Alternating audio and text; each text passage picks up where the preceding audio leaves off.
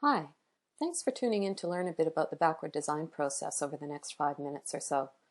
The ideas come from Wiggins and McTighe in their book Understanding by Design. Since backward design is essentially a course planning process, let's start with a scenario. Say I'm planning to teach a course in filmmaking to a group of undergraduates. We'll call it Filmmaking 101. I've talked to some colleagues who've inspired me with suggestions for some great activities like script writing, storyboarding. Hey, maybe I can even get them to produce a short film. But hang on. This is beginning to sound like a long to-do list. I need to set the stage for learning, not just doing. After all, what is really important to learn about filmmaking? What inspires learners? And how can they use that to guide their learning? And can I plan for understanding, or does it just happen? The three-stage backward design process is built on the premise that you can design for understanding when you start with your goals and work backward to uncover what your learners need to know in order to meet them. In stage one, you're envisioning what's important for learners to understand and grapple with, to know and to do. You're defining your learning outcomes. In stage two, you're identifying what evidence you and your learners need in order to assess progress towards those outcomes. And in stage three, you'll be designing the activities that will result in that evidence of understanding. Each stage builds on the other and makes it easier for you to design for meaningful learning. It's called backward because instead of starting with what you'll do in your course, you're starting with what you intend for learners to know and understand. Let's see how this works in practice. Back to our course example.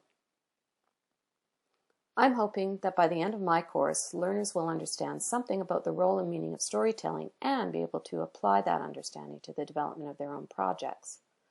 Likely an exam won't give me or my learners the kind of evidence of understanding we're looking for. But the development of filmmaking projects will, and that'll encourage them to draw on their own inspirations or questions. And, like with all learning, they'll need many opportunities to practice and get feedback on the component parts of a larger project, so we'll build that in, which will include technical aspects and learning how to work together, which are important aspects of the discipline of filmmaking. I also want to make space for thinking and discussing about the essential question, what's the role of storytelling? To get a broader perspective on this, I want students to connect with a broad range of people with different backgrounds and experiences, people outside of class. So I'll build that into my plan. Let's recap. What makes backward design effective?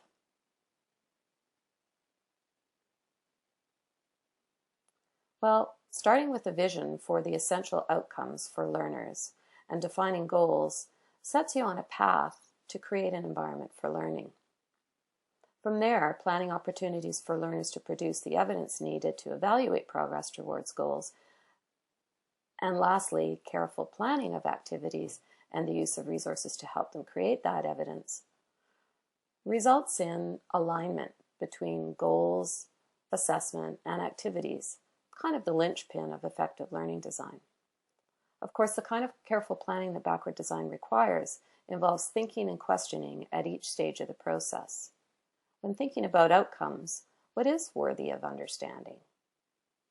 What are the essential questions that learners will need to grapple with? And what's important for them to know and do?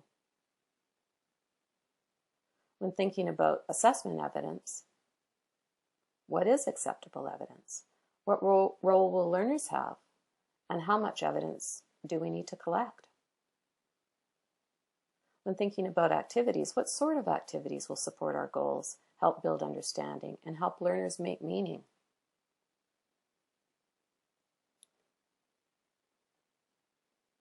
There are guides to help with that process of thinking through those questions.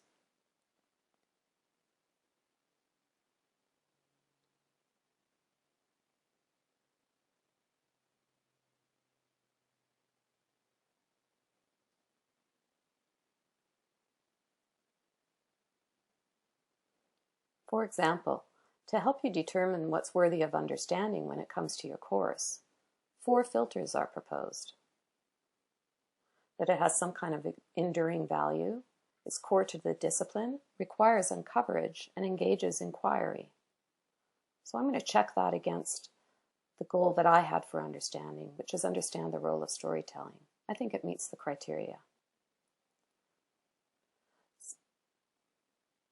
6 facets of understanding help you to define the qualities that might be associated with understanding. You can find a rubric online that expresses this in more detail.